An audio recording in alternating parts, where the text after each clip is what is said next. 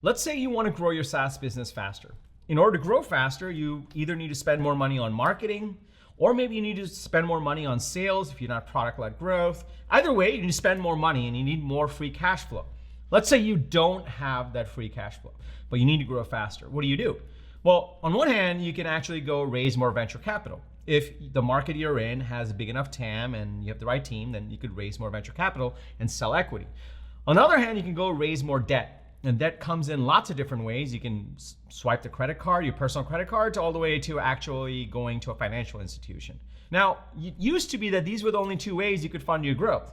Now there's a magical third option. And in this episode, I'm gonna go through all three of those options and walk you through this third new option and how to think about which is the best way to actually grow your SaaS business without giving away a ton of equity. Intro.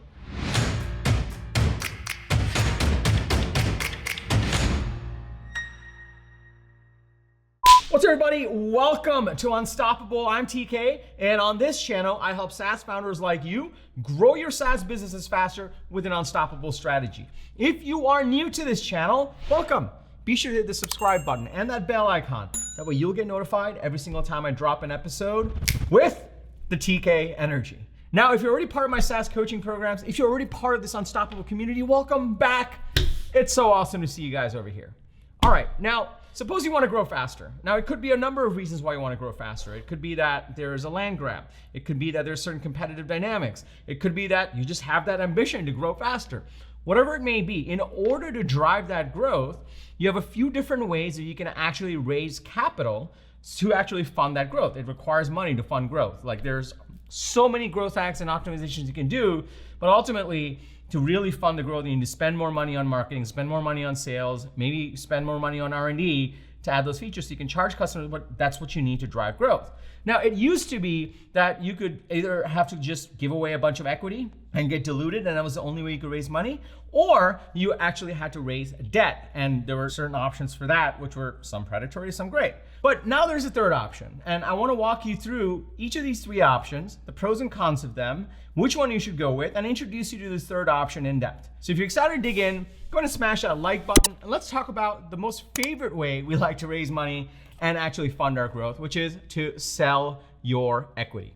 So that's principle number one, option number one, sell your equity. This is the most common way, especially for hyper-growth SaaS startups. Not the only way. There's lots of bootstrap founders that watch my channel, that are part of my coaching programs, but this is the most common way that people tend to think of when they think, I need to grow faster. How do I grow faster? Well, I can go sell my equity. Now, the obvious problem with this is the more you sell your equity, the more you raise, number one, the higher the requirements for you to grow faster, the pressure's on. You also own less of the company.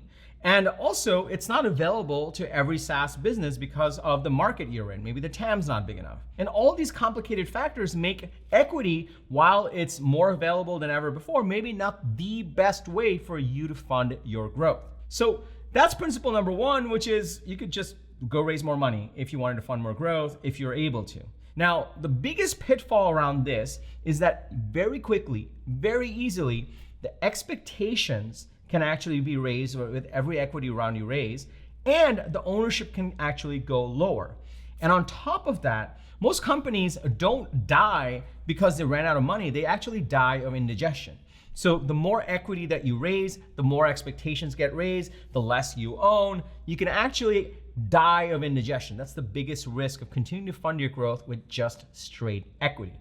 Is it the only way? No. Is it the best way? No. It just depends. And those are the things to think about. So that's equity. Let's talk about debt. So principle number two is you can go raise debt if you want to grow faster. You want to spend a bit more money on marketing. You want to spend a bit more money on hiring a few more reps. You really need more customer success people. You can go raise debt. Now, there's different ways you can raise debt. And it could be standard debt or there could be venture debt. Now, couple of things to understand here. Like, one way to raise the debt is to literally go to a financial institution and say, hey, I need to borrow some money. And in some cases, there are some financial products out there that understand that you have a SaaS business and they can make a special product for you that loans you money at a crazy interest rate or some sort of requirement. The biggest thing about debt, and I remember in my board meetings, like, we just didn't want to do debt. None of my investors want to do debt. And the biggest problem with debt is that debt comes with covenants. Covenants are essentially requirements that are associated with the contract that you're signing. It says that you have to make sure that you meet certain criteria. You continue to grow at a certain point. Sometimes, in order to raise that debt, you actually have to give a personal guarantee. Sometimes, you're raising debt without realizing it. You're paying a 25% interest rate on your personal credit card, and you're funding it through debt, even though you may not think about it that way. The problem is, when you're raising debt, the biggest thing is it can very quickly, these covenants can become a noose around your neck. Meaning, if things are going south, let's say you put in a growth bet that didn't quite work, right? If you raised equity, that's okay. Your investors are still with you. Maybe they'll do a follow-on round, but they're still in it with you to say, hey, let's go figure this out because we're all owners here. So let's figure out how to make it work. In the case of debt, it's actually a noose around your neck because as things are not working, things will actually not work even faster because the bank will come in or the financial institution will come in and say, hey, you really need to make these interest rate payments or these debt service payments, or you're breaking these covenants and therefore you have to pay the ramifications and pay the fees. And all of a sudden it makes a bad situation even worse. Now, while there are lots of healthy ways to use debt for the good scenarios, in case there's a bad scenario, you'll get hurt. And there's also plenty of cases where there are good scenarios and the business is doing well, but the interest rates can actually kill you, or the interest rates can be absolutely terrible. This is why a third new option has emerged, which can completely change how you actually can fund the growth of your SaaS business. Now, before I go into this third option and principle number 3, let me just pause here for a second. One of the core things that you absolutely need to have, whether you are going to go raise equity or you're going to actually raise debt, one of the core things that you absolutely need to have is a working go-to-market strategy. And hopefully you're starting to see the pattern. This will be the case for the third one also, right? The working go-to-market strategy means that you actually have a scalable go-to-market strategy that's helping you grow your business. And you can see the metrics, you can see the channels, you can see the messaging working, you can see the process working, and you can say, you know what? I've now got this go-to-market strategy, and I've now got this go-to-market machine where if I put in $1 extra, then I'm gonna get $2 more on the other side. And that's really the thing that's a prerequisite for growth. So if you start to see the power in this, you're starting to see the power of, look, first we need to get to that go-to-market strategy and that machine, then we can actually have these options to fund that growth so we can grow faster.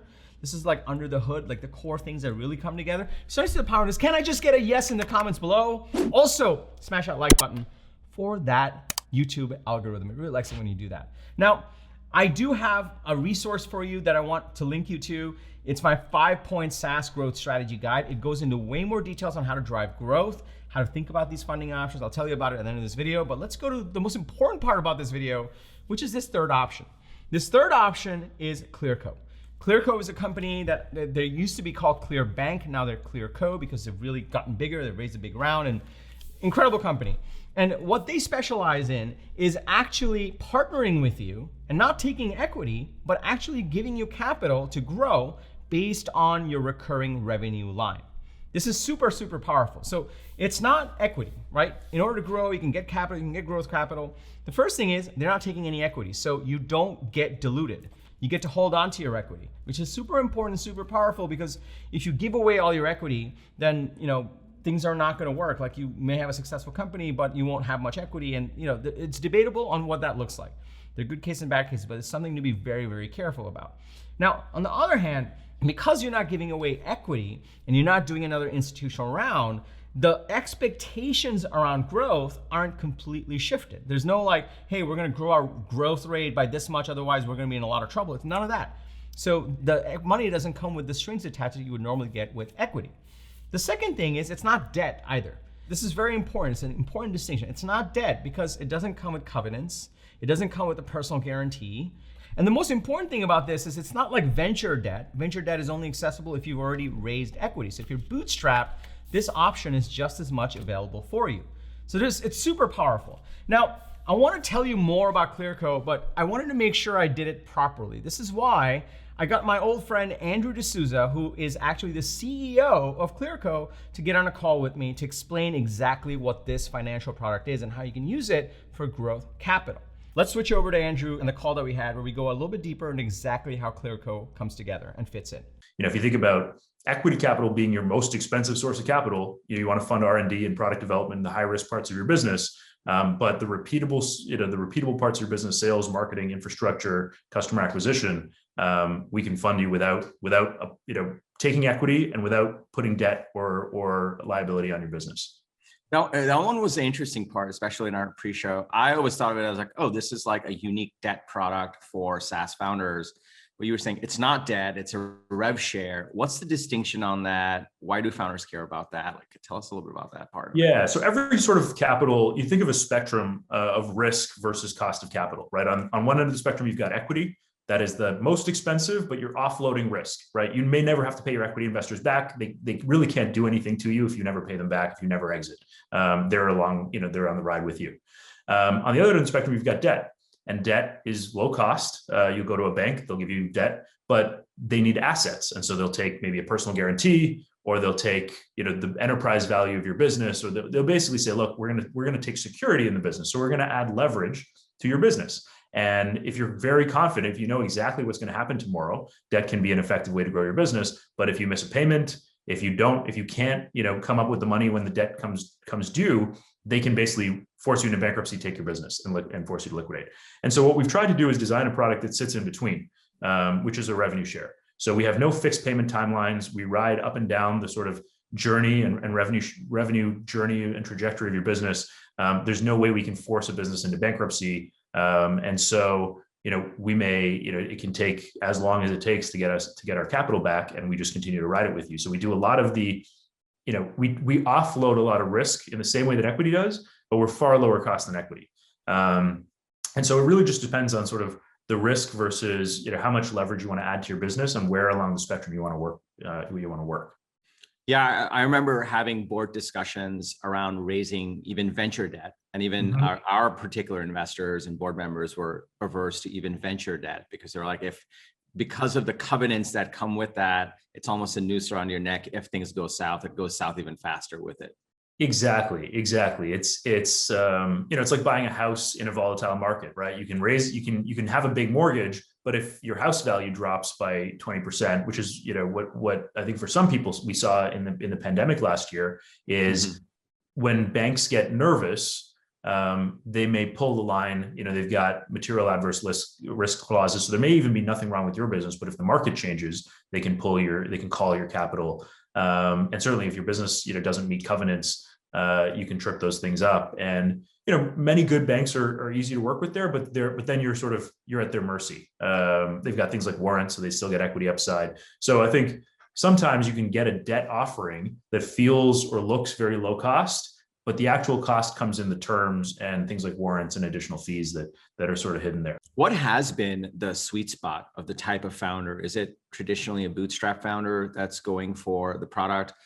Is it all kinds? Like, what do you see as the archetype of the perfect ideal SaaS founder that you would love to have using your product? Yeah, I mean, we've got companies that are doing their first few $1,000s a month up to, our largest companies on the e-commerce side will do 500 million this year. Probably on the SaaS, it's, maybe around the 50 to 100 million. So we can scale with companies, pretty meaningfully. I think what we're really looking for is, have you found some version of repeatable growth and product market fit? Can you spend $1 and can you get out, more, are your unit economics right side up? Is your CAC to LTV right side up within a reasonable time period, right? We're looking anywhere from, probably 7 to 14 months of CAC to LTV. And then if you have that, or a payback period, and if you have that, we can kind of fund you indefinitely. And so, if you have a very, very long LTV to payback, if it's outside of, a year and a half, 2 years, then we can try and help you there. We can supplement, part of that, but you're probably still going to need to raise some sort of equity to get there. The coolest thing about this is all of a sudden you can actually use your recurring revenue, the contracts that you have, the revenue that you're already promised by the customers you have, as an asset. It's almost an asset.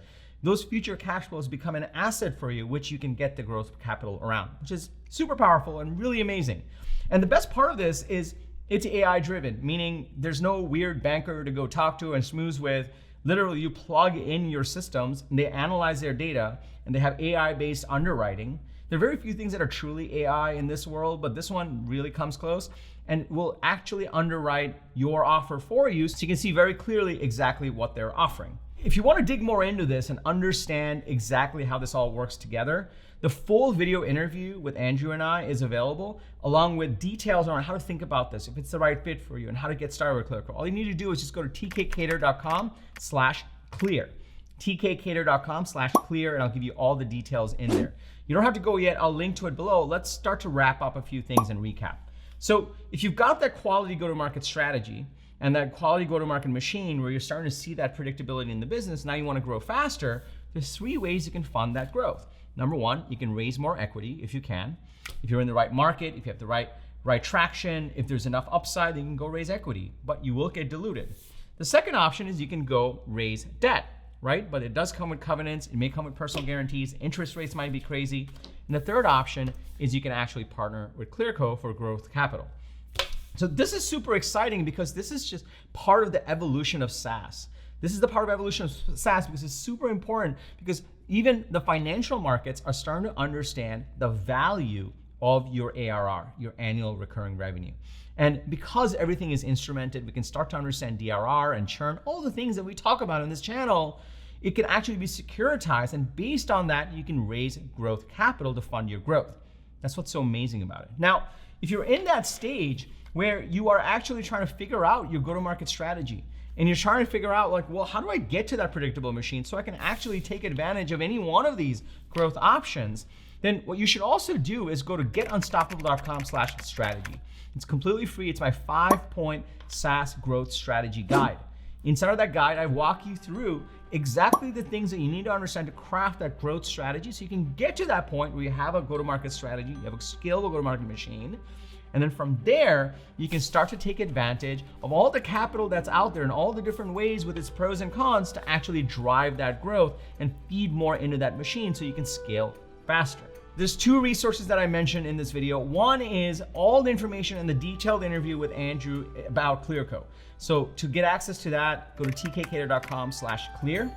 If you already have that predictable machine that you're now ready to raise funding and capital around to actually fund, and you want to actually choose the right one that's right for you, go to tkcater.com/clear, and you get access to the full interview and also details on how to talk to Clearco, plug in your data, and understand what they have to offer.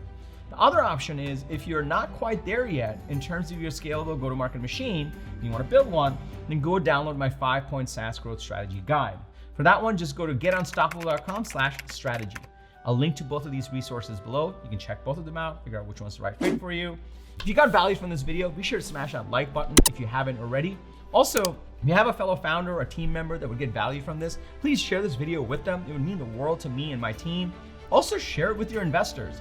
They should be aware of the alternative ways you can continue to drive growth, because if you're saving equity, they're going to be saving equity as well if you can use an alternative way to fund the growth of your SaaS business. Lastly, hit the subscribe button and that bell icon. I drop an episode like this 2 to 3 times a week, every week, with actionable strategies and ideas to grow your SaaS businesses faster.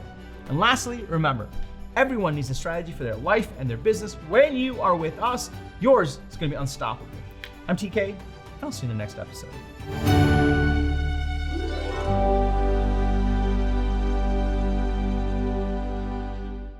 Shall we? Let's do that. That was a little awkward. Maybe just